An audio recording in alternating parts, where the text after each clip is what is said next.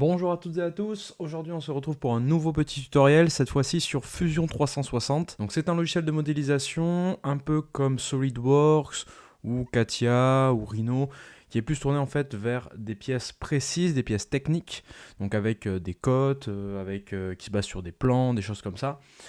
Et on va aujourd'hui donc remodéliser une petite pièce, on va faire un petit assemblage de ça et aller jusqu'à l'exportation comme on avait déjà fait sur Blender ou sur SketchUp plusieurs fois. Donc petit tour pour commencer rapidement sur l'interface de Fusion. Alors lorsque vous ouvrez Fusion, donc vous tombez sur cette interface là, c'est l'interface de base, elle se découpe en gros en trois parties.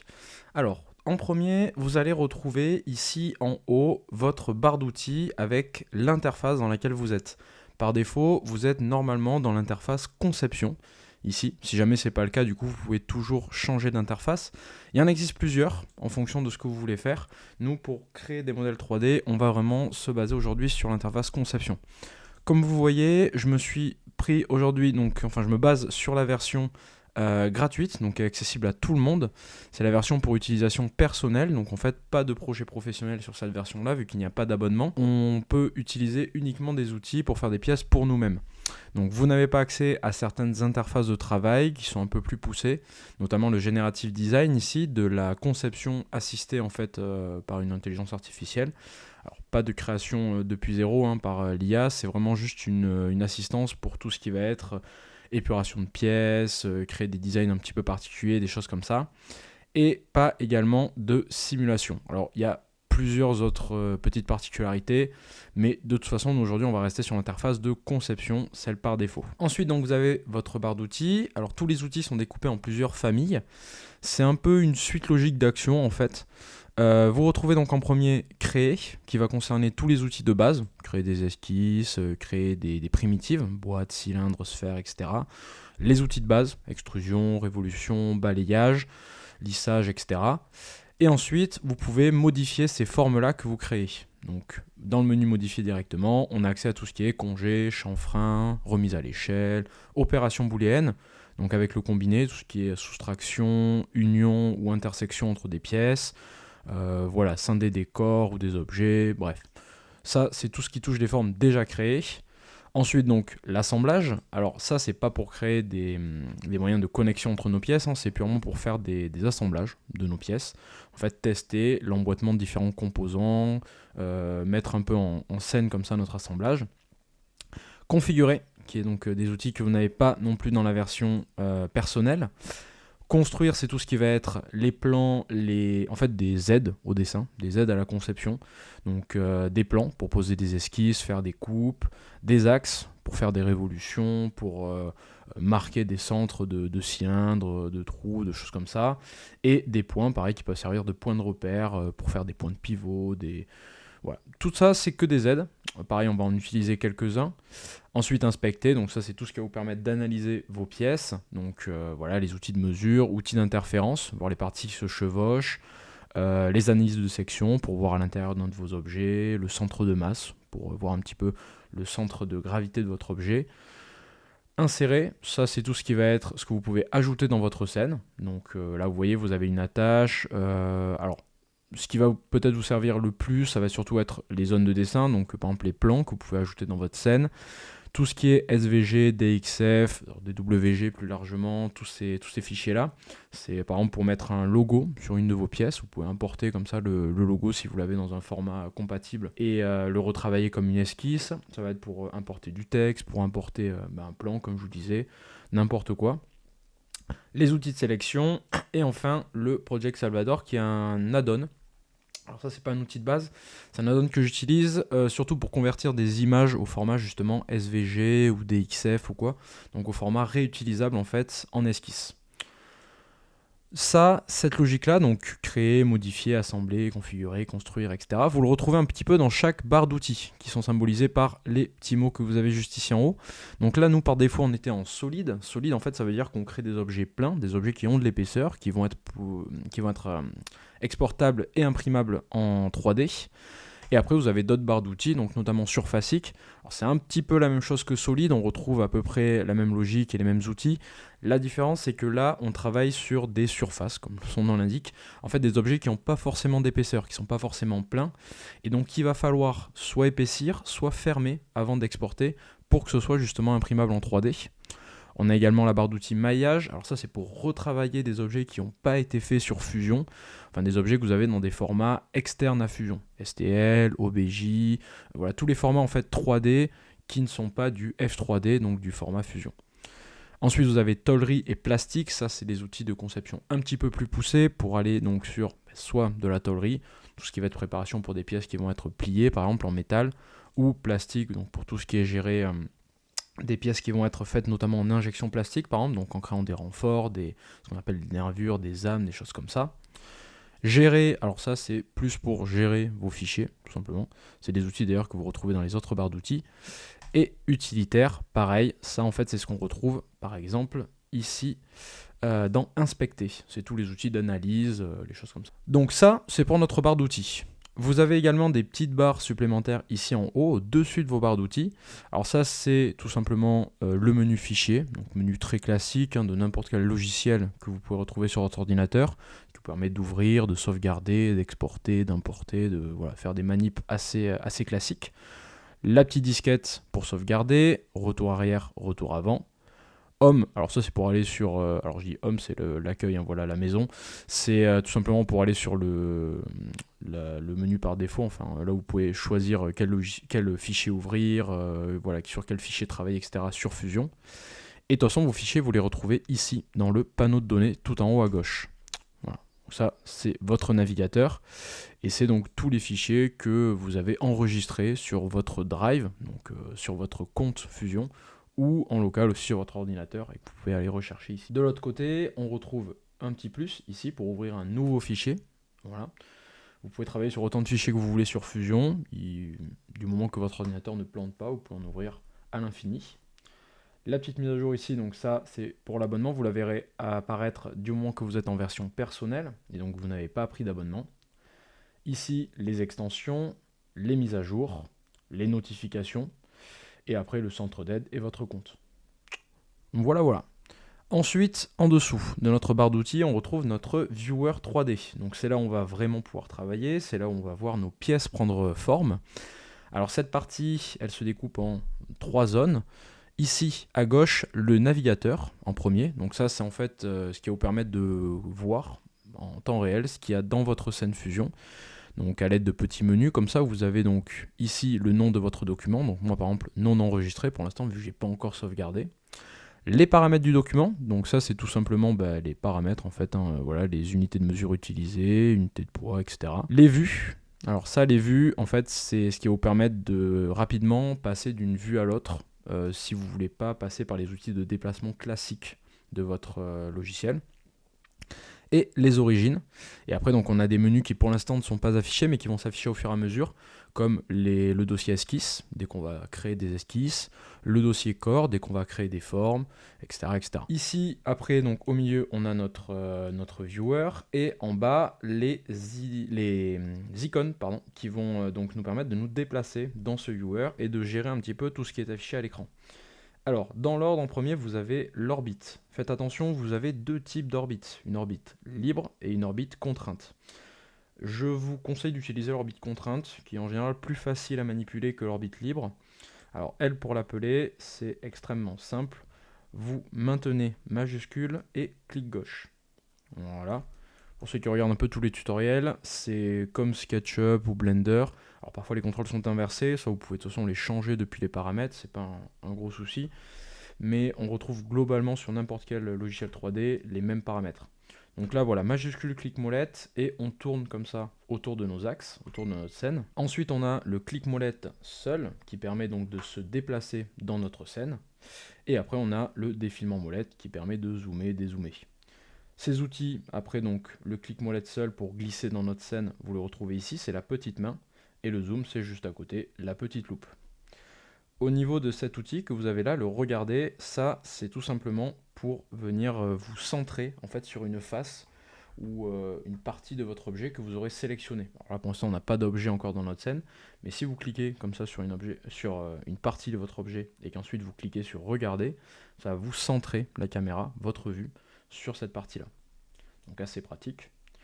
Ensuite vous avez plusieurs outils de zoom supplémentaires, notamment donc l'ajuster qui va vous permettre de recentrer votre vue sur tous les objets contenus dans votre scène, et la fenêtre de zoom qui vous permet de faire du zoom de précision, tout simplement en venant en fait faire une sélection comme ça, et ça va zoomer dans cette zone sélectionnée. Au niveau des autres outils ensuite, vous avez donc tout ce qui est paramètres d'affichage, donc choisir ce qui est affiché, comment c'est affiché, les effets, etc. Choisir les paramètres, donc tout ce qui va être de grille et de magnétisme, ici. Juste un petit paramètre là-dessus, vous allez voir que quand vous allez zoomer, dézoomer en fait sur votre logiciel, la grille va s'agrandir ou se diminuer de taille. Tout ça en fait c'est géré par les paramètres de votre grille ici, qui apparaissent une fois que je les ai sélectionnés à droite. Et là on voit donc que je suis en adaptatif, alors en fait ça veut dire que ça s'adapte au niveau de zoom dans lequel je suis. Si jamais ça vous dérange, vous pouvez toujours passer en fixe et ça garde une grille fixe. Tous les outils que l'on va appeler apparaissent ici dans un menu à droite, souvent. Donc vous allez voir, c'est la troisième partie en fait de notre viewer. Il y a toujours un petit menu qui apparaît dès qu'on sélectionne un outil, un paramètre, peu importe, avec donc toutes les options de l'outil qui sont dans ce petit menu. Je termine rapidement en bas. Ici ensuite, vous avez également les fenêtres qui vous permettent de passer en vue multiple. Donc là, par défaut, moi j'ai une seule vue. C'est une question d'habitude de travail. Je travaille souvent dans une seule vue sur Fusion. Mais si jamais vous souhaitez avoir plusieurs vues de la même scène, pour pouvoir travailler sous plusieurs angles en même temps, vous pouvez activer tout simplement la vue multiple. Enfin, dernière partie à notre logiciel, c'est ici en bas la timeline de conception. En fait, donc c'est l'historique, concrètement, des actions qu'on va faire et qui vont se lister sous forme d'icônes ici en bas. Alors en fait, les icônes correspondent aux outils qu'on va utiliser et ça va nous permettre à n'importe quel moment de revenir dans une action qu'on a faite, même il y a très longtemps, et de pouvoir la modifier, sans avoir à passer donc par les retours arrière. Voilà, donc ça c'est pour l'organisation globale de Fusion. Aujourd'hui donc on va commencer par faire une petite charnière histoire de s'exercer. Alors j'ai sous les yeux un plan que vous pourrez retrouver en description de la vidéo si vous voulez vous exercer sur le même plan que moi. Sinon, vous pouvez toujours suivre ce tutoriel pour essayer de voir un petit peu comment fonctionnent les outils et après c'est réutilisable sur toutes les formes, c'est la même logique un peu tout le temps. Donc, pour ce plan-là, on va commencer par se faire une esquisse, tout simplement. En fait, c'est la forme sur laquelle on va travailler. Alors, pour cette esquisse, on va donc venir en haut, ici à gauche, dans le menu Créer, et on va utiliser Créer une esquisse. Ça, c'est l'outil qui nous permet de faire des plans 2D qu'on va ensuite passer en 3D. Donc, quand on travaille sur des pièces documentées, qui ont donc des cotations à respecter, des choses comme ça, c'est mieux de passer par des esquisses. Dès que vous sélectionnez cet outil, donc qui est ici, sinon sur le raccourci, juste au-dessus de votre menu, il vous propose tout simplement de cliquer sur un plan donc, pour placer votre esquisse. Alors, les plans par défaut, donc ça peut être des faces de vos objets, et quand vous n'en avez pas, c'est tout simplement les repères entre vos axes. Donc là, entre l'axe Z, ici en bleu, l'axe X en rouge et l'axe Y en vert. Si jamais vous êtes un peu perdu sur ça, n'hésitez pas à checker du côté du viewer, enfin du ViewCube, pardon, qui vous permet de voir un petit peu où c'est que vous en êtes. Ce ViewCube, d'ailleurs, vous pouvez tout simplement maintenir le clic gauche dessus pour tourner, si vous n'êtes pas très à l'aise avec le clic molette et le majuscule, ou tout simplement cliquer sur les faces du cube ou les angles pour vous amener dans les vues correspondantes. Voilà, n'hésitez pas, si jamais c'est un peu trop compliqué au début avec les raccourcis clavier ou les outils que vous avez ici en bas, passez plutôt par ce ViewCube. Alors donc là, moi je vais commencer par faire un plan bien à plat. Donc c'est-à-dire entre mon axe X et mon axe Y, au niveau en fait de mon sol, entre guillemets. Et je vais juste cliquer dessus. Ok. Donc là, une fois que vous êtes dans ce plan, si jamais vous vous déplacez, utilisez surtout le clic molette et pas tellement le clic molette majuscule. En fait, on oublie l'orbite. On essaie de rester au maximum en vue de dessus, en vue 2D. Et ensuite, je peux donc commencer à utiliser mes outils de dessin. Alors là, en fait, j'ai basculé dans une barre d'outils qui était masquée par défaut, donc qui est accessible que lorsqu'on a créé une esquisse. et qui se comporte un peu comme toutes les barres d'outils qu'on a vues juste avant. Donc avec le menu créer, ici, qui nous permet d'appeler donc toutes les formes qu'on a de base dans Fusion, et quelques outils supplémentaires, la symétrie, la duplication en réseau, donc circulaire ou rectangulaire, la projection et les outils de cotation, donc pour faire des codes d'esquisse. Modifier ici, donc pour modifier les formes qu'on a déjà créées, congé, chanfrein, décalage, ajustement, etc. Et les contraintes qui peuvent s'appliquer plus ou moins automatiquement et qu'après on peut venir appliquer en plus à la main, qui sont donc des aides au dessin, donc pour contraindre en fait vos formes, à rester en contact, à rester donc horizontal ou vertical, les bloquer, voilà, etc. Ça c'est vraiment des aides au dessin, c'est très très pratique, on va pas mal en utiliser aujourd'hui. Ici, en plus de ça, vous voyez que dans votre navigateur, il y a un nouveau dossier qui est apparu, c'est le dossier esquisse qui est ici. Esquisse, quand vous le dépliez, vous voyez qu'il y a une esquisse 1 ici. Et cette esquisse 1, en fait, tout simplement, je peux venir la renommer. Hop, et je vais l'appeler profil. Voilà, c'est ma première esquisse. C'est celle sur laquelle je vais faire vraiment le profil en fait, de ma charnière. Ok, donc là du coup on va commencer à dessiner ça. Alors, ma charnière, je vais commencer par faire un rectangle qui va me servir de base. Donc je viens d'en créer ici, outil rectangle. Vous voyez qu'il m'en propose plusieurs. Moi je vais faire un rectangle à 2 points. C'est un rectangle où je viens passer un premier point, j'étire, le deuxième, et mon rectangle est fini. Alors, sur le plan donc que j'ai et que vous pouvez retrouver, on a un premier rectangle qui fait 38 passes par 6,5. Je pars d'ici, hop, je clique. Je ne maintiens pas le clic à chaque fois. J'étire. Et ici donc, j'ai des cotations qui apparaissent. Alors j'en ai sur la gauche, j'en ai en haut. Pour passer de l'une à l'autre, raccourci Tab, tout simplement. Et ici donc, sur mon côté, mon plus grand côté, je vais marquer 38. Sans cliquer, en fait, je viens juste taper au pavé numérique. Je fais Tab pour passer sur l'autre cotation. Et là, je peux marquer 6.5. Je fais Entrée. Et ça me valide donc mon rectangle avec des cotations comme si j'étais venu en fait coter mon rectangle une fois qu'il avait été créé. Donc là, mon 38, mon 6,5, mon rectangle est bon. Et si jamais j'ai besoin de modifier ces cotations, je double-clique sur ma cotation et ça me ramène comme ça dans son paramétrage. Voilà. Donc là, j'ai la base de ma charnière. On n'est pas trop mal. Ici, ensuite, dessus, je vais me rajouter, pareil, créer un rectangle à 2 points. Les deux endroits où je vais avoir vraiment la partie qui va pivoter de ma charnière. Donc en fait, ça va être un petit rectangle, tac, comme ça, et un petit rectangle ici, le même en bas. Ok. Ça ici, du coup, je vais venir les côtés pour être sûr qu'ils soient bien positionnés, bien centrés. Donc je viens d'en créer tout simplement là, et je vais faire code d'esquisse tout en bas. Et je vais venir dire donc entre là et là, par exemple, hop, je reclique pour poser ma cote, je veux 9.5. Voilà. Pareil en bas, tac, 9.5. Ok. Alors là, ça me les a bien mis à égale distance ici et ici. Par contre, ils ne font pas forcément la même largeur. Donc ici, je vais venir cliquer sur cette ligne et je veux qu'elle fasse 5,5. Ok. Pareil pour celle-ci en dessous. Tac. Voilà. Ici, du coup, théoriquement, je devrais avoir 8 qui me restent. Alors, je ne vais pas forcément mettre une cotation, parce que du coup, ça me surcontraindrait mon esquisse. Exemple, vu que j'ai des cotations en fait, ici, ici, là et là, si jamais je rajoute une cotation entre ces deux lignes, il me dit, voilà, esquisse sur contrainte, c'est parce que j'ai trop de cotations. Du coup, là, il ne peut pas m'en poser une. Donc j'annule ça. Et juste pour vérifier que ça fait bien 8, je vais venir ici dans Inspecter et prendre l'outil de mesure, tout simplement. Donc entre ici et ici, j'ai bien 8 mm. C'est ce que j'ai sur mon plan. On est bon.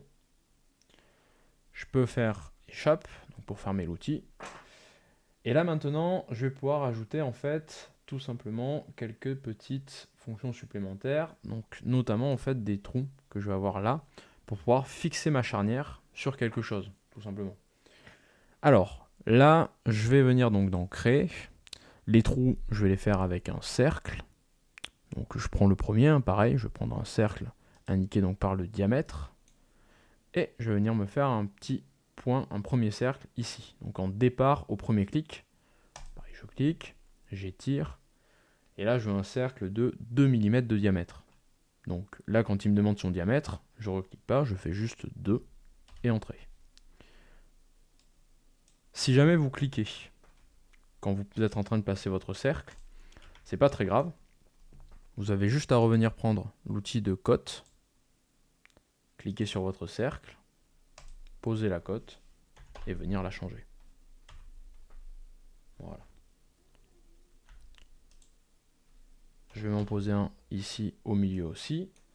Et après, donc, je vais jouer avec des cotes pour les placer par rapport en haut et par rapport en bas. Et surtout, les aligner ici bien au centre. Donc là, je vais venir tout simplement faire une cote comme ça. Tac, première. Alors celle-ci, je veux qu'elle fasse 4. Ensuite, entre ces deux-là, je veux que ça fasse 15. Et entre ces deux-là, je veux que ça fasse à nouveau 15. Donc là, 15 plus 15, 30. Plus 4, 34. Plus 4 ici, 38. On retombe bien du coup sur ma longueur totale que j'avais là. Ok, on n'est pas trop mal. Et là maintenant du coup, ce que je vais faire, c'est tout simplement venir jouer un petit peu sur hop, la largeur totale.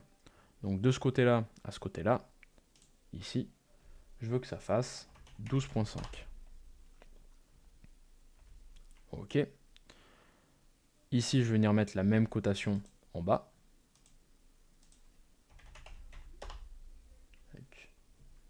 Super. Et je vais pouvoir venir jouer en fait, tout simplement, sur mes formes que j'ai là. Alors ça en fait, j'ai fait des rectangles pour l'instant, mais ça va être des petits cercles, des petits cylindres dans lesquels donc passe ce qui va faire le point de pivot de ma charnière. Donc ces formes-là, je ne vais pas pouvoir les passer en 3D telles quelles, parce que sinon ça va tout simplement être des rectangles. Là, ce qu'il faudrait que je fasse, c'est en fait faire des demi-formes que je vais pouvoir faire en révolution ensuite. Donc je vais venir prendre une ligne que je vais placer comme ça. Pareil en bas. Tac. Voilà. Et là ensuite du coup, je vais venir mettre une petite cotation. Tac. Donc là, je sais que ma forme, alors ici j'étais à 6,5. Donc là je suis à 12,5. Hop. Je vais venir donc mettre à peu près 1 mm d'épaisseur, ça devrait suffire. Voilà. Tac. Très bien. Pour ma révolution, je vais avoir besoin d'un axe également, qui va être donc en fait le centre de révolution de mes objets, donc de ces deux formes-là, celle-ci et celle-ci. Et donc là, je peux tout simplement le faire avec une ligne qui me servira donc plus tard. Alors vu que c'est pas une ligne, une vraie ligne qui me sert à construire quelque chose, elle va juste me servir de repère. Donc je vais la passer en ligne de construction. Pour ça, c'est très simple, juste appuyer sur X ou sinon venir choisir ici donc à gauche dans les paramètres de mon outil, type de ligne, construction. Je clique dessus. Je me fais donc une ligne, tac, comme ça. Vous voyez, en fait, ça apparaît comme une ligne en pointillé. Elle n'a pas de valeur physique. Par contre, elle peut me servir de point de repère. Alors, une fois que je l'ai tracée, je vais tout simplement m'assurer, avec l'outil de mesure, qu'elle est à la même distance donc, de là, 3 mm, et là, hop, 3 mm également. On est bon. Pour être sûr qu'elle ne bouge pas, je vais lui rajouter une petite contrainte. Donc là, je viens chercher dans les outils rouges, ici en haut, et je vais venir lui mettre une contrainte bloquée libérée. Cette contrainte-là, en fait, elle va faire passer ma ligne en vert, vous allez voir. Voilà. Et ça veut dire que maintenant, peu importe comment j'essaie de l'attraper, je ne peux plus la déplacer. En fait, elle est contrainte de rester ici. Les contraintes, vous en avez de toutes sortes. Là, nous, on vient d'utiliser la bloquer libérée, mais en fait, depuis qu'on travaille, depuis tout à l'heure, il y en a plein qui se sont mis par défaut. Par exemple, vous avez celle-ci, qui se répète un peu partout sur notre forme. Ça, c'est la contrainte horizontale verticale. En fait, ça contraint ma ligne concernée à rester bien droite, bien verticale. Je le retrouve également ici, où là, du coup, c'est une contrainte horizontale. Ensuite, j'ai des petites contraintes en T, comme ça. Ça, ce sont les contraintes perpendiculaires, que je retrouve ici, qui disent en fait que l'angle entre cette ligne et cette ligne est bien un angle droit. Je le retrouve pareil ici, ici, voilà, plusieurs endroits de ma forme. Et ces contraintes, du coup, du moment qu'elles apparaissent à l'écran, ça contraint ma forme à rester telle qu'elle est, à toujours respecter cette indication-là. Indication que bien évidemment, je peux enlever, hein, juste en cliquant sur la contrainte et en faisant supprimer, ou au contraire, du coup, rajouter, comme on vient de faire ici, avec la contrainte bloquer libérée sur notre ligne, pour éviter qu'elle bouge. Ok, donc là, on n'est pas trop mal. Alors, ce que je vais faire en plus, du coup, c'est venir être sûr que ma forme, quand je vais faire ma révolution, fusionne bien avec le reste. C'est venir tout simplement, en fait, rajouter une petite ligne de l'autre côté. Tac. Voilà, en haut et en bas. Alors là, vous voyez, pour l'instant, ça m'a continué des lignes de construction, donc je les sélectionne juste, et je viens réenlever le type de ligne construction ici. Là, hop, je vais venir me remettre un petit millimètre d'écart par rapport au bord. Alors ça va pas me servir pour la révolution, mais en fait, ça va me servir après quand je vais extruder cette forme-là, donc lui donner de l'épaisseur, et je vais extruder ça en même temps. Et donc quand je vais faire ma révolution, je pourrais bien le fusionner avec ce petit rebord que j'ai là. Ça va donner un peu plus de consistance à ma forme, un petit peu plus de solidité. Ok, donc là, j'ai terminé une charnière. Jusque là, on n'est pas trop mal. Le petit problème, c'est que j'ai beaucoup trop de lignes en trop, justement. Et donc il va falloir faire un petit peu de ménage. Alors pour ça, je vais utiliser tout simplement dans modifier, ici, l'outil couper. Alors vous avez deux outils, le couper, qui va vous permettre en fait de créer des points d'intersection entre des lignes qui se croisent, et l'ajuster, qui lui supprime en même temps la zone sélectionnée. Alors pour l'instant, je vais même peut-être plutôt prendre l'ajuster, et je vais venir passer, donc par exemple ici. Là, ça me sert à rien. Hop. Donc ça, c'était la ligne qui avait été faite avec mon rectangle supplémentaire. J'en ai une deuxième en dessous, qui avait été faite par mon premier rectangle. Donc, je supprime les deux. Pareil ici en bas, donc je supprime la première ligne qui correspond à celle-ci ici créée avec ce rectangle.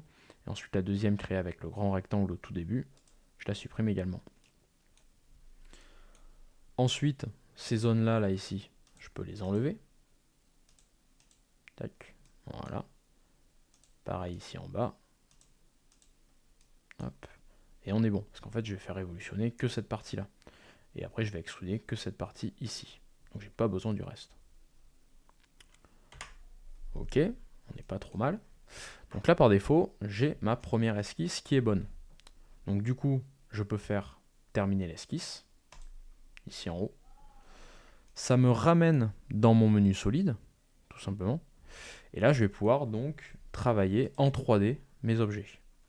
Donc je vais commencer par l'extrusion. Alors ça se trouve dans le menu créer, tout simplement. En fait, on est toujours sur les fonctions de base qui nous permettent de créer des formes et de les basculer en 3D.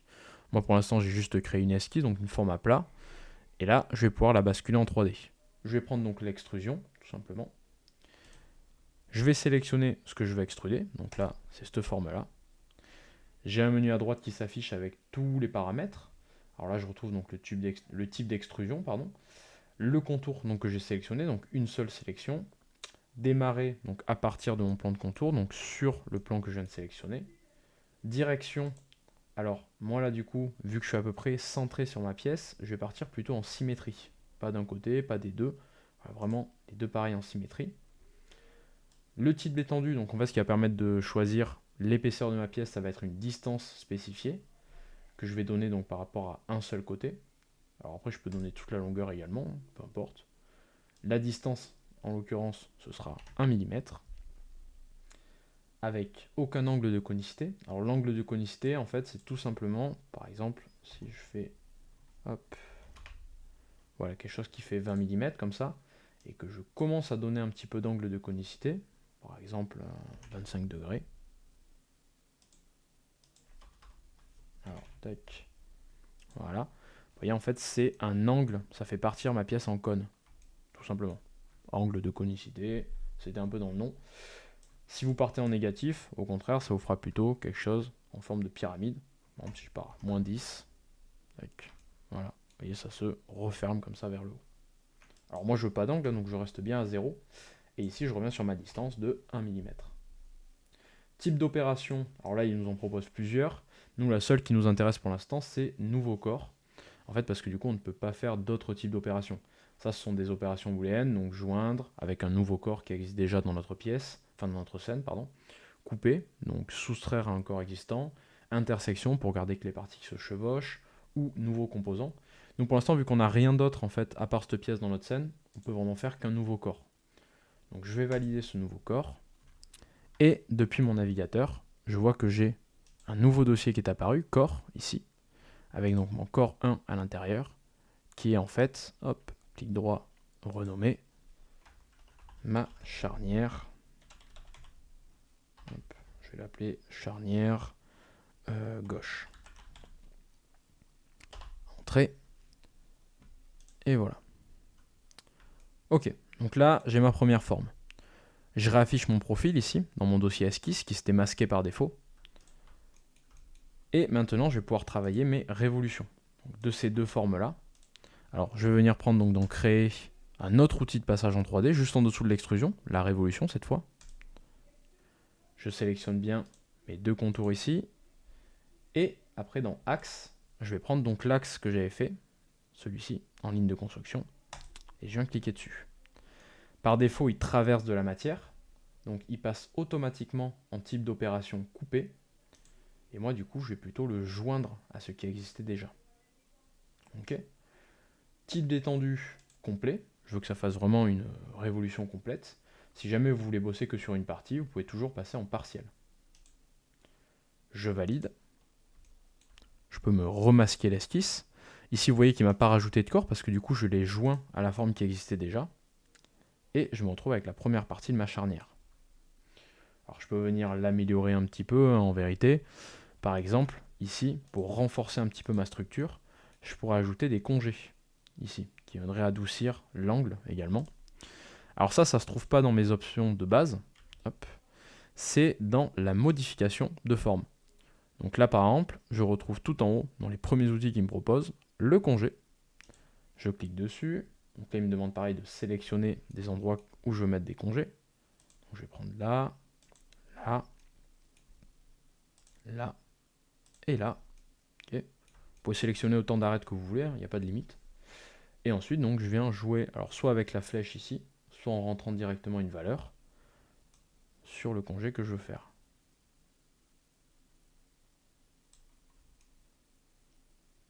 Ok, alors là, il me fait quand même quelque chose de pas très très propre ici.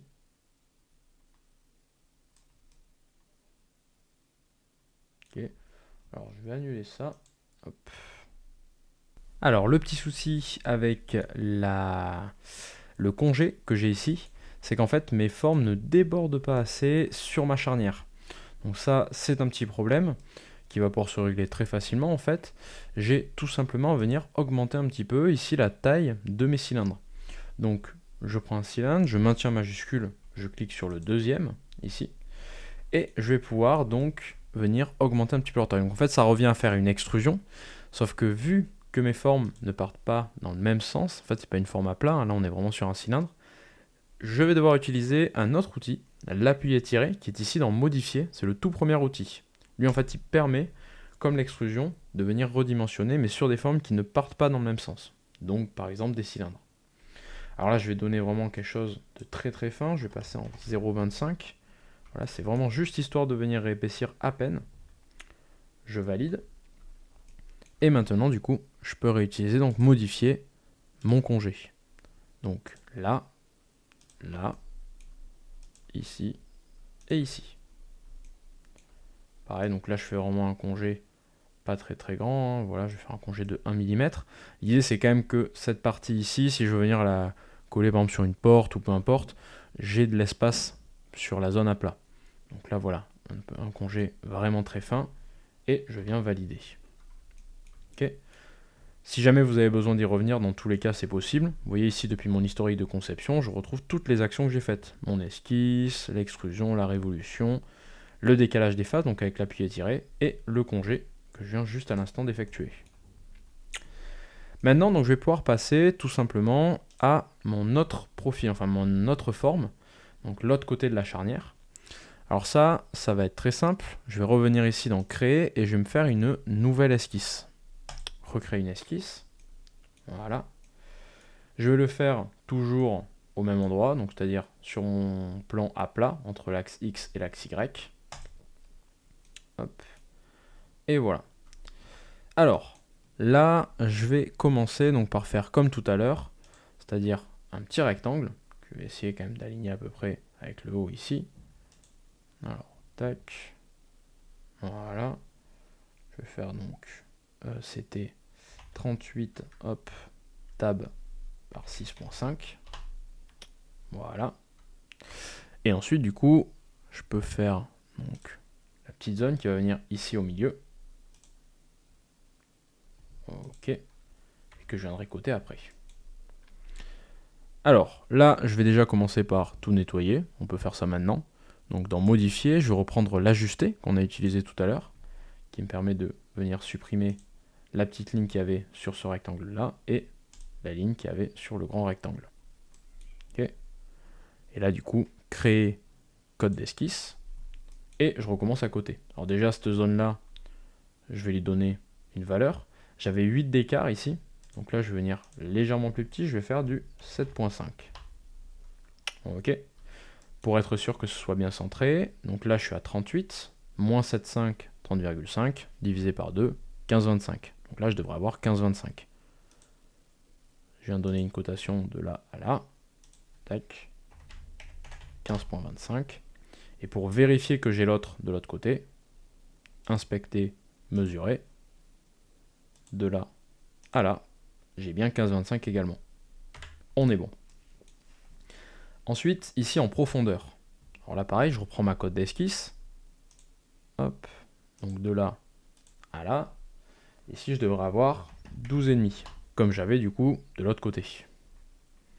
Parfait. Et ensuite, donc, je peux me rajouter une petite ligne. Tout simplement ici. Tac. Que je viens coter donc à 1 mm. Ok. Là, on est bon. Et donc ensuite, ici, je peux me rajouter la même ligne de l'autre côté, exactement comme j'avais fait tout à l'heure en fait, hein, et venir recoter pareil, hop, là, à 1 mm. Ces deux parties-là, je vais pouvoir venir les enlever, toujours avec modifier, ajuster. Je supprime ces deux parties. Et là, j'ai la partie que je vais extruder et la partie que je vais faire en révolution. Alors, ici, je vais me rajouter juste les petits trous, comme j'avais fait. Donc, je reprends d'en créer mon cercle.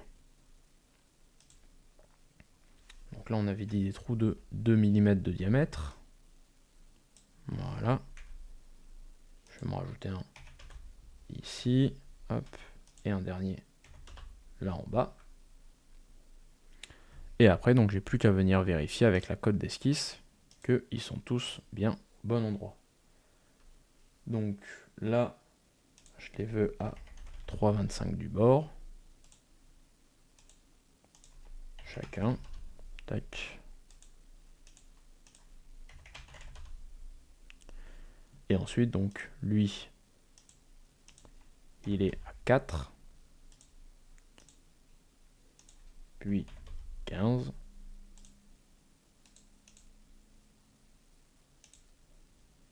Puis re-15. Et là, du coup, à la fin, j'ai 4 d'écart. Alors, normalement, hop, je me suis trompé quelque part. Tac, tac, tac.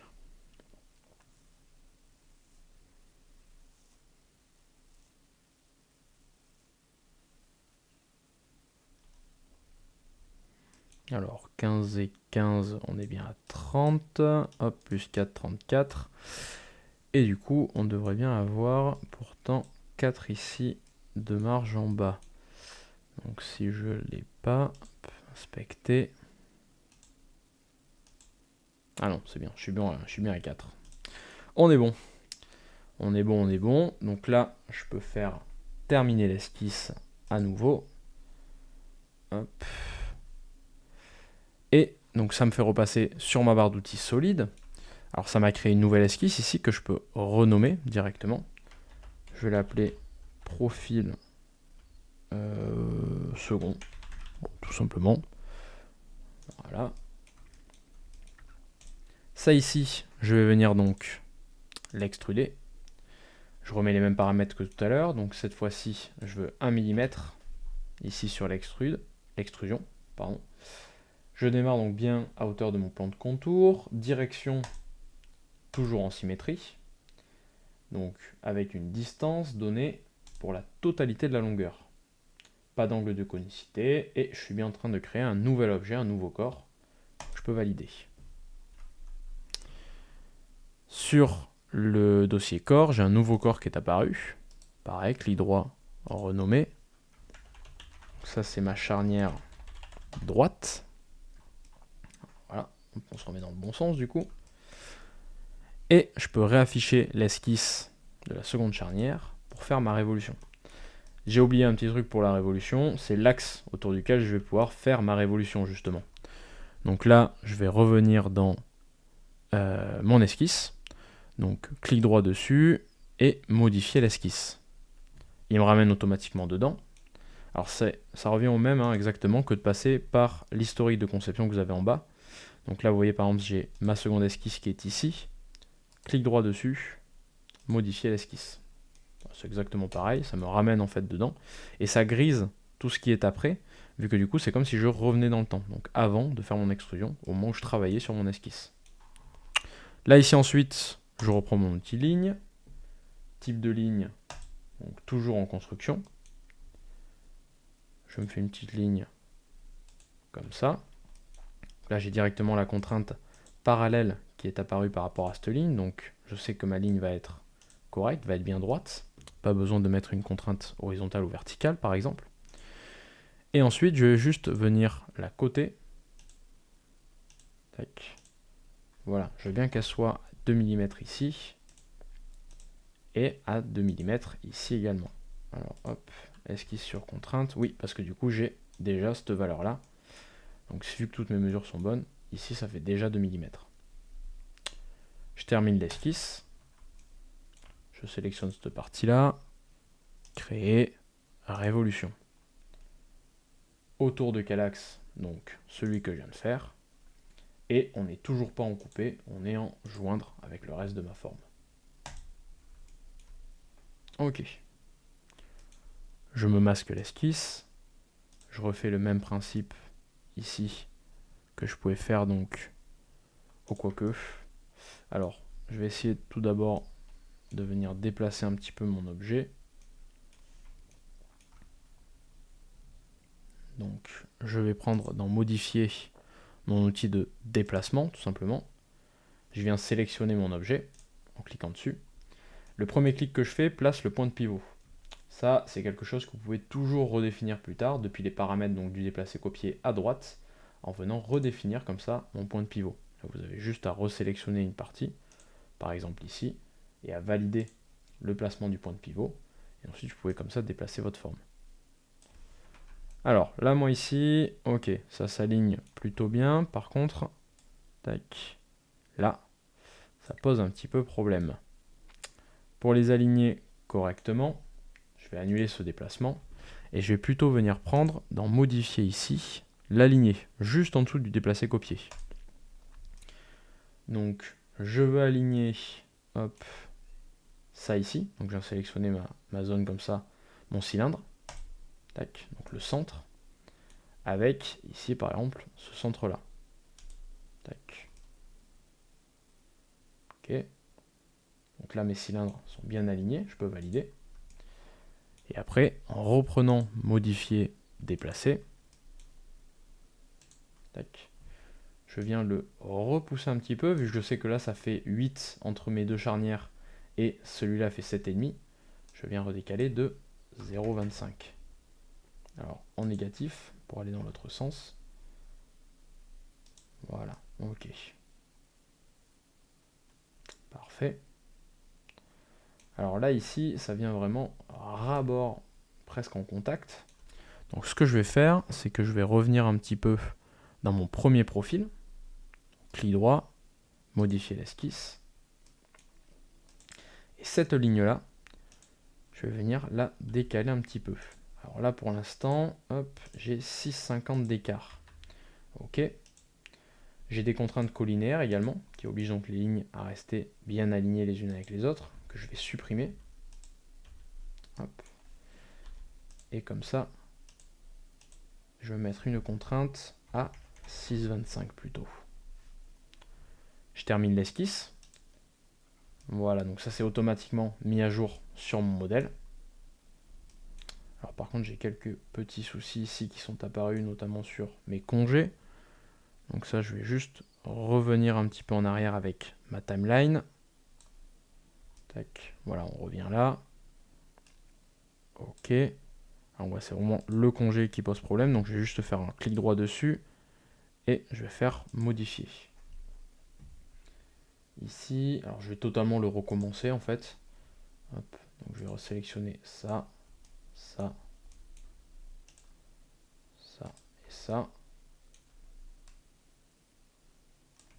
Okay, alors ouais, il a toujours un petit peu de mal à cet endroit-là. Alors, mon décalage de face était bon. Je vais juste supprimer mon congé. Clic droit dessus, supprimer. Je reviendrai dessus plus tard. Je ramène mon curseur au bout de ma timeline. Et là, donc, je suis bon. Par contre, j'ai le même problème donc, de l'autre côté sur la nouvelle charnière que je viens de faire. Ici, ça mange dedans. Donc là, je vais tout simplement faire hop, clic droit sur mon second profil, modifier l'esquisse. Voilà. Et hop, ça ici, je vais venir le retravailler un petit peu. Alors, je vais supprimer la contrainte collinaire également. Et je vais venir placer une petite cotation d'esquisse ici. Donc là, ça fait 6,5. Je vais mettre 6. Je vais mettre 6,25. Et je viendrai supprimer le décalage de phase que j'avais fait avant le congé tout à l'heure. Donc là, pareil. Hop. Ah, esquisse sur contrainte. C'est par rapport à cette cotation que j'ai ici en dessous. Là, qui est celle qui s'était créée quand j'ai créé le rectangle. Voilà. Et là, du coup, ça, je peux le rattraper en remettant donc 1,5. Voilà. Je valide mon esquisse. Tac. Je supprime le décalage de phase que j'avais fait tout à l'heure avec l'appui étiré. Et voilà. Beaucoup mieux. Donc, j'ai pas les congés. Ça, je viendrai le retravailler à la limite tout à l'heure ou pas, suivant ma forme. Soit sur une petite charnière comme ça devrait être assez solide. Ok, donc là, j'ai les deux parties de ma charnière, c'est pas mal, mais maintenant, il me faut la barre qui va venir à l'intérieur, tout simplement. Et donc, cette barre-là, on va se la créer, pareil, sur une nouvelle esquisse. Alors, là, on va bosser, hop, créer, tac, créer une esquisse. On va venir se le faire directement sur ce bout-là, ou de l'autre côté, hein, peu importe. Voilà. Alors je viens directement cliquer sur cette phase, donc ça me pose l'esquisse en fait pile au bon endroit. Donc cette esquisse, elle apparaît bien évidemment dans mon dossier esquisse ici, sous le nom esquisse 3. Je viens faire juste un clic droit dessus. Hop, renommer. Donc ça, je vais l'appeler barre. Ok. Et là, je vais venir faire donc ma barre. Donc je vais utiliser un cercle. Alors, vous voyez, en fait, un par magnétisme, il arrive à me trouver le centre ici. Et donc, vu que je sais que c'est 4 mm de diamètre, je vais faire quelque chose de légèrement plus petit. Je vais faire quelque chose à 3.75. Voilà. Ok. Ensuite, il me faut quelque chose d'un peu plus épais pour que ça tienne, en fait, que ça bloque dans la charnière. Donc pour ça, je vais faire modifier décalage, donc de ce cercle, et je vais le décaler comme ça de, allez, on va dire 0.8. Donc là, du coup, je me retrouve avec deux cercles. C'est tout ce qu'il me faut. Je peux terminer cette esquisse.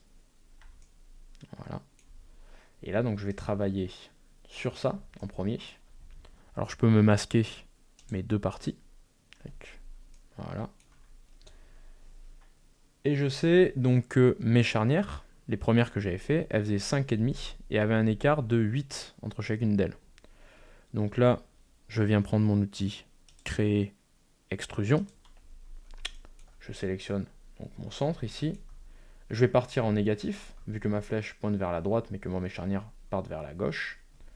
Donc je vais mettre le calcul tout simplement.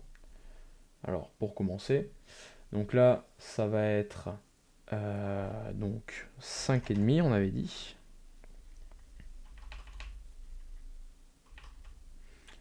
Plus donc 8 d'écart entre les deux charnières, plus l'autre charnière qui faisait elle aussi 5,5. On peut se rajouter un peu de jeu, on peut se rajouter par exemple 0,5 de jeu. Voilà. Et cette valeur, donc là, si je valide, mince, je reviens dans ma fonction, pardon. Donc cette valeur, je peux la passer en négatif. En passant donc tous mes calculs, enfin, tous mes chiffres en négatif. Tac, voilà.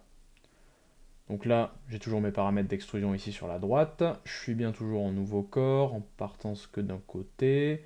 Une distance, donc ça c'est tout mon calcul, avec donc tous mes chiffres négatifs qui s'additionnent. Pas d'angle de conicité. Je peux valider. Je me réaffiche l'esquisse. Là ici, donc je vais venir sélectionner mes parties que j'ai décalées. En plus, je vais reprendre mon extrusion. Créer extrusion. Et là, comme ça, je vais pouvoir faire quelque chose. Hop, le bout, en fait. Je vais faire un bout de, allez, 0,8 mm. Voilà, ça suffira largement. Ok. Donc là, on est pas mal. Et ce bout-là, je peux me réafficher ça. Alors, je vais venir tout me resélectionner. Ici. Hop. Et je peux venir me l'extruder pareil, de l'autre côté, cette fois. Donc là, en faisant démarrer depuis un objet ou un décalage. Ça dépend si vous voulez mettre une valeur ou si vous voulez indiquer un objet. Par exemple, si vous prenez un décalage comme ça, vous pouvez venir sélectionner directement ça ici. Alors, hop, ouais, il ne me l'a pas mis au bon endroit. Cette valeur, elle n'est pas dans distance, elle est dans mon décalage. Et là, je peux venir remettre en distance moins 0,8 pour que ça parte donc vers la gauche, donc en négatif, et la même épaisseur que je viens de mettre à droite. Donc là, je suis en décalage, donc ça part pas d'ici. En fait, ça part décalé de 19,5, donc la valeur de ma barre, et avec la même épaisseur que j'avais à droite. Je valide. J'ai toujours un seul nouveau corps ici, mon corps 3, que je peux renommer barre. Je peux fermer ça. Je peux réafficher mes autres parties. Et voilà. Là, ici, j'ai un peu plus de jeu, donc c'est le 0,5 que j'ai rajouté. Et pareil, je peux modifier, déplacer. Donc déplacer mon objet un tout petit peu comme ça, de 0,25, de manière à le faire dépasser un petit peu de chaque côté. Si je veux peaufiner un petit peu l'objet, je peux rajouter à nouveau un congé sur ces bords-là, tout simplement avec modifier, congé, tac. Et là donc ajouter un petit congé comme ça, voilà, de 0,5.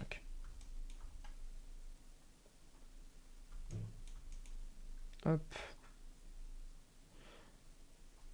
Et voilà, ma charnière est terminée. Donc là, du coup, il me reste plus qu'à faire une chose. Donc c'est ces 3 objets directement enregistrer ce que je viens de faire, ici en haut. Et ensuite, si je veux donc l'imprimer, tout simplement l'exporter. Alors quand vous choisissez de l'exporter, donc je vais commencer déjà par l'enregistrer. Donc, je vais cliquer sur la petite disquette. Je vais le mettre ici, je vais l'appeler charnière. Hop, enregistrer. Et ensuite, donc, quand vous choisissez de l'exporter, donc choisir le type de format de fichier. Alors moi là, du coup, pour l'impression 3D, ce serait plutôt du STL. Donc vous l'avez tout en bas des formats d'export. Choisir où il va s'enregistrer. Et par défaut, il va tout vous exporter d'un coup. Donc soit il faudra venir le reséparer dans le slicer directement, soit masquer vos objets. Donc là, n'en laissez par exemple qu'un seul.